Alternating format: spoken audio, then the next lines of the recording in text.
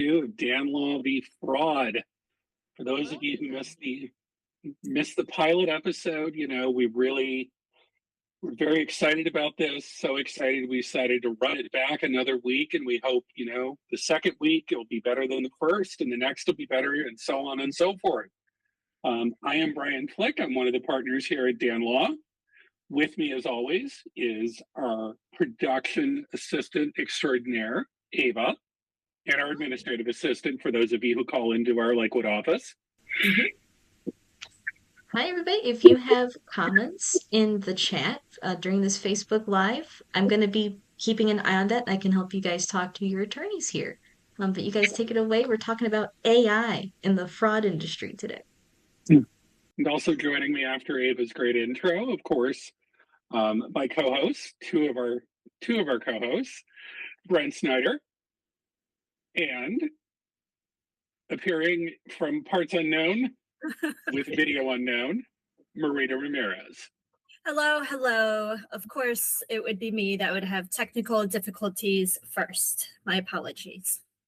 Well, and, for those of you, just kind of bringing back, the purpose of this podcast, again, we're not giving legal advice. We are having an honest discussion, a true discussion about fraud, which is Brent, Marita, myself, and our partner, managing partner, founding partner, Mark Dan, who is absent again from podcast land because he's getting a haircut, so he says, but he should be on soon, along with our cast of thousands.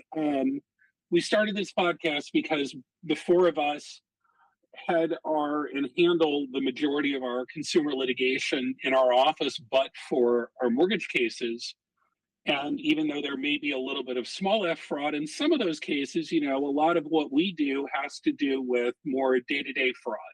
So, and it's something we're seeing much more prevalent. I think, we talked last time in our pilot episode, we've all of us but Marita are a little wet, but not wet behind the ears. We've been doing this for decades in some cases. That would be Mark, and decades as in 2 with Brent, and close to decades with me, and Marita less than a decade. But one thing I think I can unequivocally say is the rise of fraud, the more people calling us about fraud, it's happening disproportionately from even this time last year or the year before. And I think, we want to inform you about what's out there, what may be trendy, but also how to deal with it, what to be on the lookout for, so that when it looks bad or feels bad and you think you may want to seek legal advice, you're armed with some basics of what to be on the lookout for, so that when you do get legal advice, hopefully with our office or many of our other fine consumer advocates around the country, you're able to identify how you got there as well, so that we're not necessarily saying, oh, it's fraud. So, topic this week is going to be AI. And I'm sure this will be the first of many fraud podcasts where we talk about AI. But, last week we kind of gave you a general flavor about what this is. This week we did want to jump on something a little bit sexy. Let's talk about AI fraud. So, Marita. Yes. Tell me, what are you seeing with the AI fraud? Oh, God. What are we not seeing right now with AI and AI fraud? I think every day I'm seeing a different news article pop up, whether that is centrally located here in Ohio or just all across the country. I did, knowing that we had this podcast coming up, I just kind of jumped online and I was curious, just in Ohio alone, where we were kind of sitting at with these AI powered fraud scams, and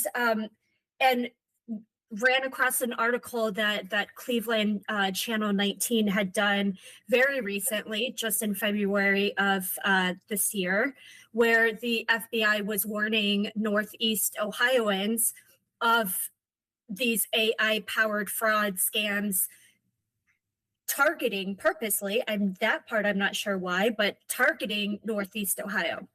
I don't know. I'm in Columbus, Ohio. I don't know what you Northeast Ohioans have over us. But I thought that was really interesting. And so just kind of reading through the article, it was kind of just giving some pointers that, you know, FBI and experts kind of suggest in terms of those scams. But I thought, what does that look like exactly? And I think that's kind of the biggest question right now.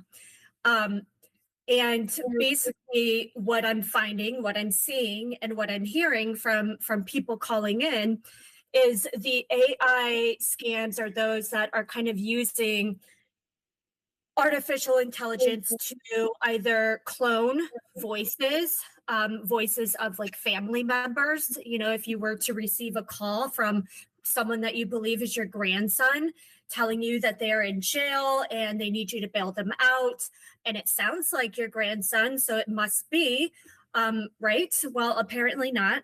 That has been happening, as well as using AI to forge documents. I thought that I was pretty good at being able to pick things out that are fraudulent or fake. And it turns out I am really terrible at it. I get into arguments all the time with my teenagers where I think, you know, something I see on social media is real. And I'm like, oh my God, this is crazy. And they're like, immediately, that's AI, Mom. Like, what are you doing? And we argue about it, some still to this day, where I say it's real and they say it's fake. So how do you, like, what are some tips, Brian and Brent, maybe that you have to kind of know when something is real and when something is AI? Brian, you want to touch on that? Sure. I mean, I think that's a good question. Much like you, Maria, I did a little bit of background research earlier today, and I agree. I mean, I'm in my early 50s and certainly not a Luddite, but it's getting easier and easier to be fooled, and that's kind of, I think, one of the driving issues with AI is yes, it's bringing some new scams or schemes to the picture, but it's also making the already existing ones much easier, much faster to pull off, and much harder to detect. The deepfake video scams are up apparently 700%. And crypto scams are going to exceed something like 14 billion this year. So it's not just somebody taking advantage of grandma. It's really across the board. We've got clients that have been duped by scammers producing very, very authentic looking government IDs with government phone numbers and things of that nature. I mean, I think the old age additive of if it sounds too good to be true, it is. You didn't inherit $40 million from a Canadian bank, but at the same time, a lot of this is getting much harder to sort out. When you've got people that can get your emails and direct you to fake websites that look like they're the real websites, and they can copy these things. It doesn't take somebody with a whole lot of skill anymore to copy a very authentic, professional-looking website. You don't need to know how to code or to do HTML or any of that type stuff anymore. You can easily make your own portals and whatnot for people to upload, or for you to have your personal information usurped and then used against you.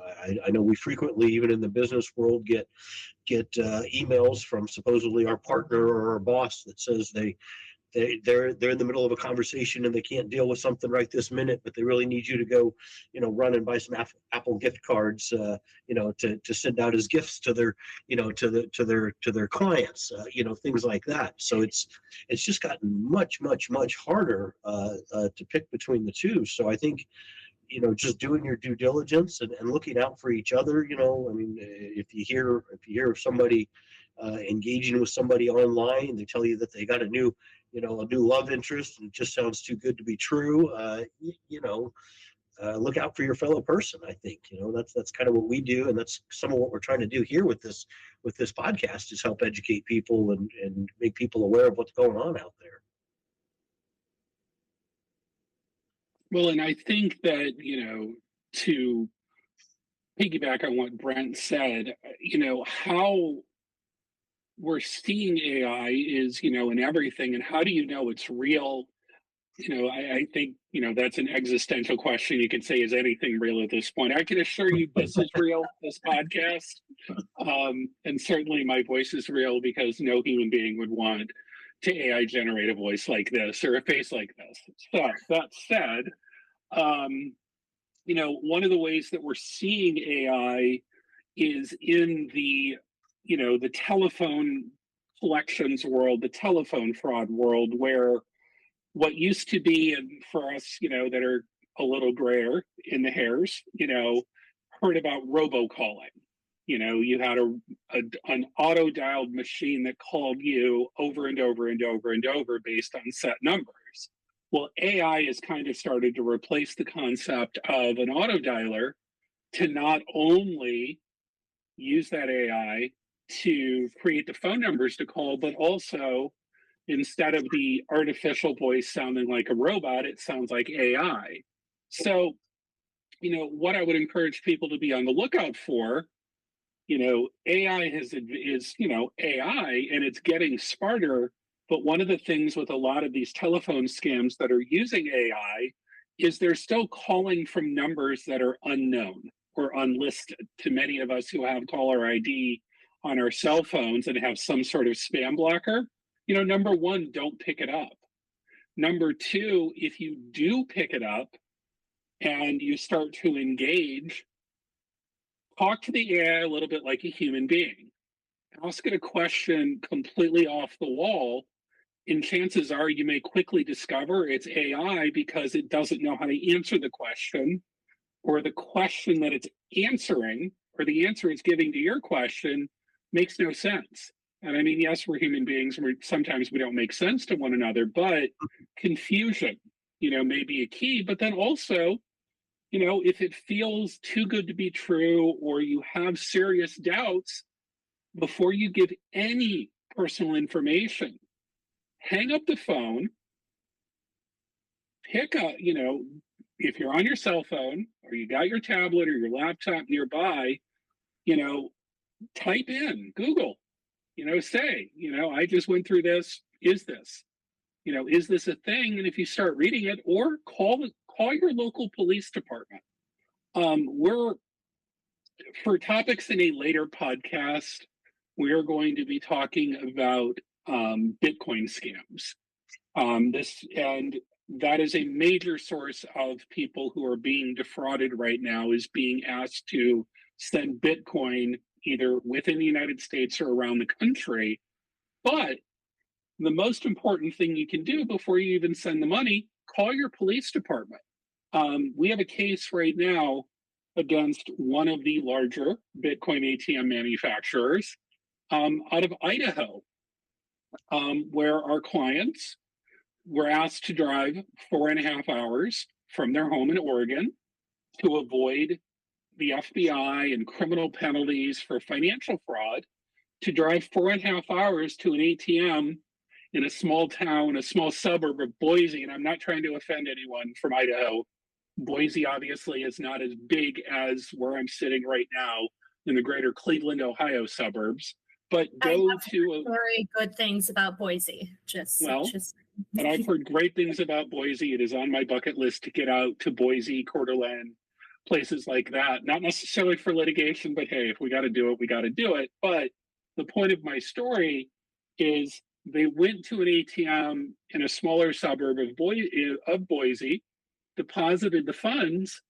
Well, as we've continued to investigate the case, or in the early stages of filing, this little area around where this ATM was, it's about 50,000 people. There are 22 Bitcoin ATMs within that span. That is a hotbed of fraud, but also when you called the sheriff's department, the sheriff's department and our co-counsel did this. He called the sheriff's department. They said, yeah, we're averaging 2 a day on these complaints. Wow. So if you're hearing about this or you feel like it's too good to be true, or you're scared, just stop talking. Hang up the phone. Contact your law enforcement, because chances are, believe it or not, if it's going on to you, it has been something they've heard of very recently. They may not be able to give you a lot of advice other than, you know, if they call again, get us on the line, but just be on the lookout, you know, is the biggest thing. And with the websites, you know, this is something that we all have to be very cognizant of. You know, AI generates fake websites, but generally, if you spend a couple of seconds on that website, you might notice a difference from the real one. So if there's a doubt, you know, if you get a link, go visit this website, open another browser, clear your cookies, go to the website on another browser, and you might see a little bit of a difference. And Brent was referencing, you know, emails. AI will send random emails. They'll get an email from me. Brent will get an email from me that says, I'm in a meeting. I need you to send $10,000 to this client out of our trust account. Well, one, Brent's never going to do that because he can't. But two, he's going to know that's not a real email. One of the things that we do in our firm, you know, that we have the advantage of with our Gmail, and this podcast is not brought to you or sponsored in any way by Google. I'm just giving examples. One of the things in our Gmail that's really helpful is, regardless of the email that comes in, we can always see the sender address. And when you get a spam email like that, you can see that the email may say it came from Brian Flick, but the email address is not Brian Flick or bflick@danlaw.com. It's some other weird one, so you know immediately that's spam. You know, so be very careful where it's coming from. Yeah, I think that's good. Oh, go ahead, Marina. I was really just going to touch very briefly on something that Brian said, because those were all really, really great points. And I had actually just heard an officer talking specifically about Bitcoin scams just last week. And he said the most frustrating thing right now with the police is the fact that by the time they get wind of what is happening, the transaction has already occurred and it's already too late. And they specifically talked about if there was just something that allowed them to get to the police before that transaction occurred, there would be so much more that they could do to help. And so I think Brian had a really great point of just, you know, if something like this were to happen and there was even an inkling of just, that's kind of strange, call the police, because I guarantee this is not the first time that they have heard of something like this happening, and they might at least be able to fill you in on what's going on around you and what they've heard. Right. You know, not to shift gears a little bit, but, you know, yes, you know, we're not spoiling the lead. We're not trying to take away from AI here. But it's also very important for these kind of Bitcoin scams or other scams about sending money.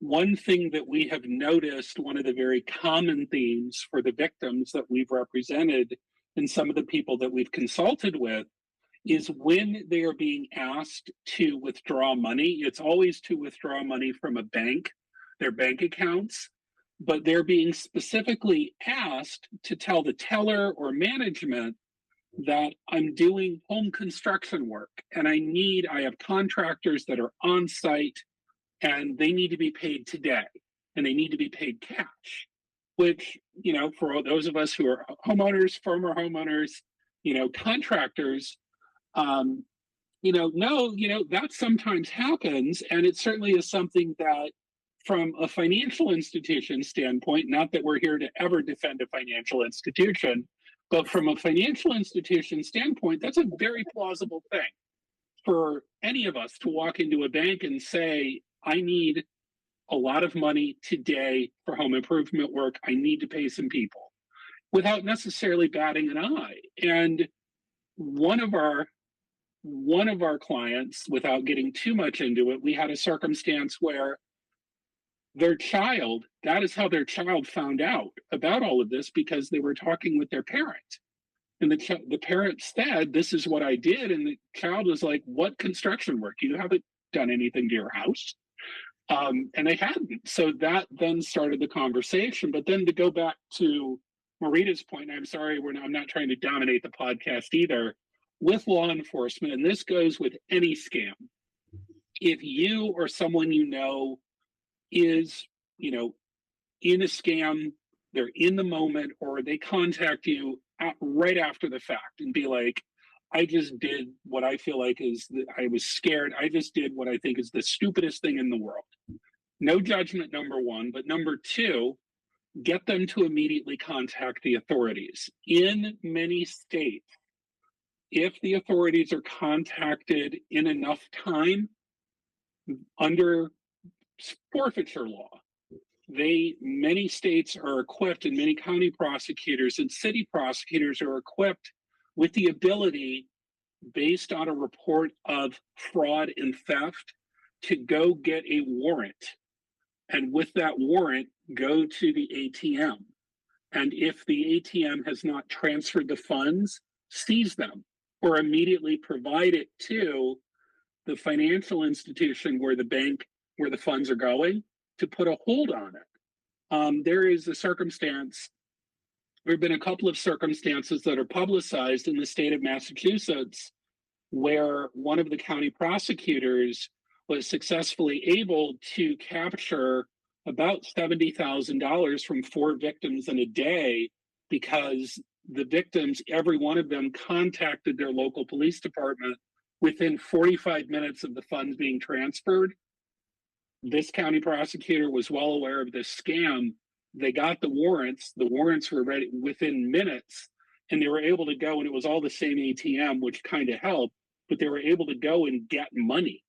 And then it becomes a forfeiture issue where the money is held by the police, and these ATM operators are going to the police saying, "Well, we want our cut.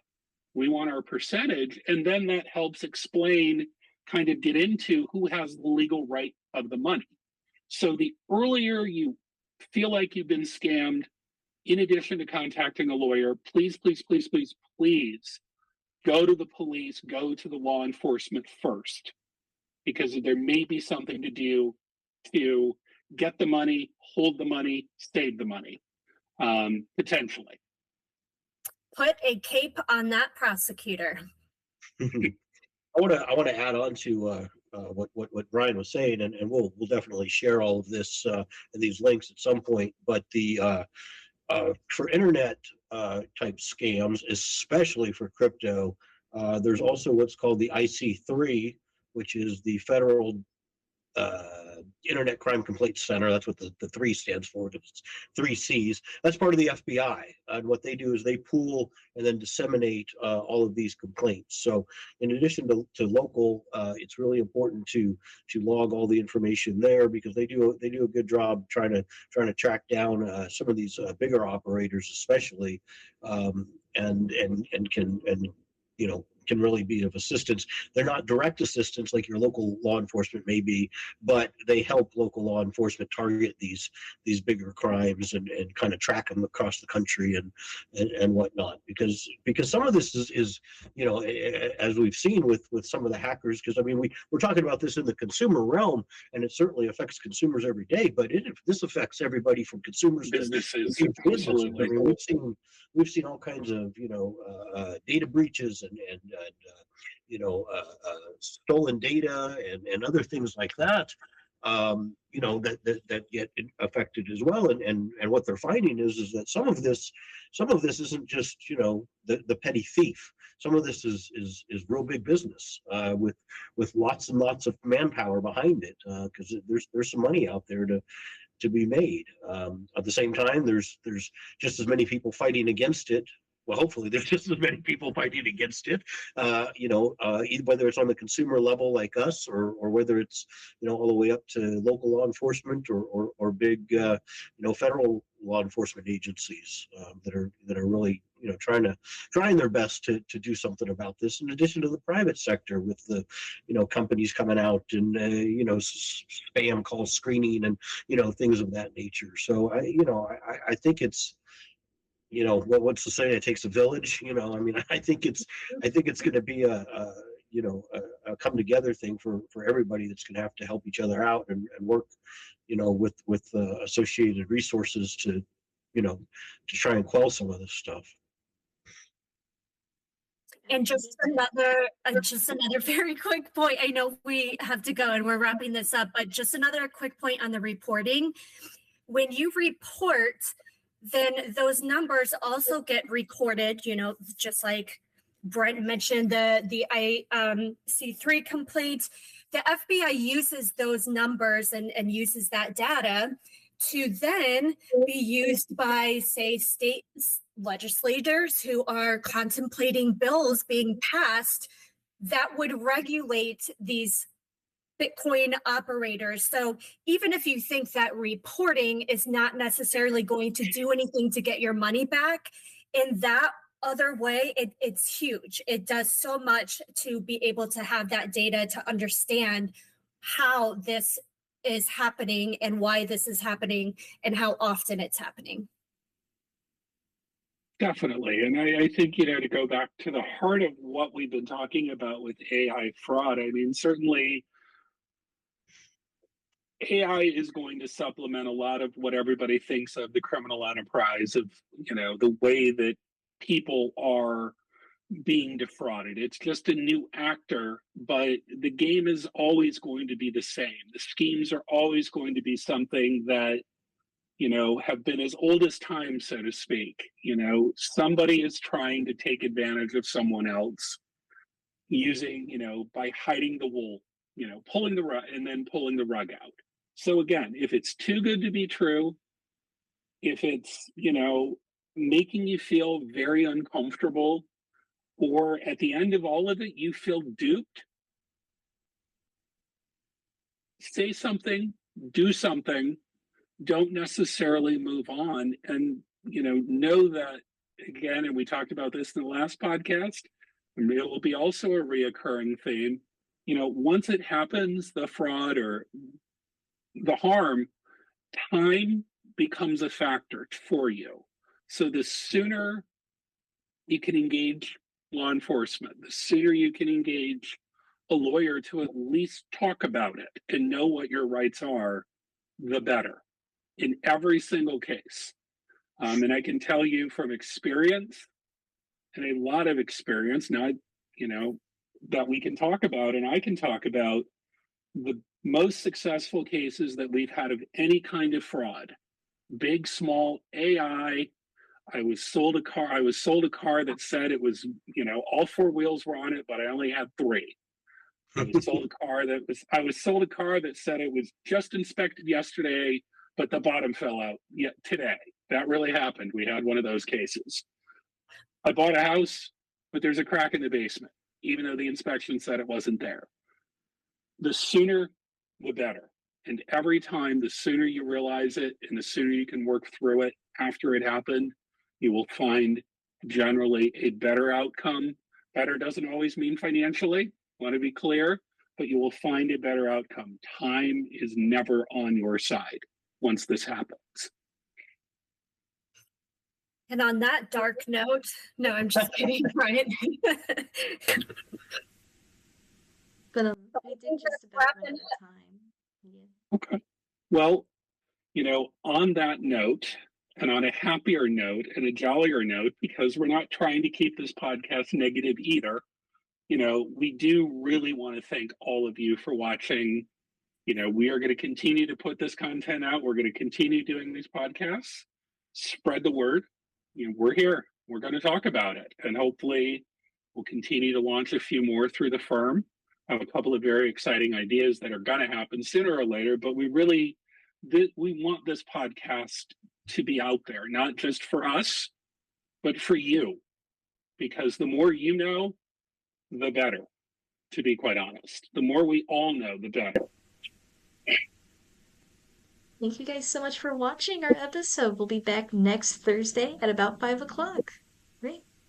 Thank you, guys. Thank you.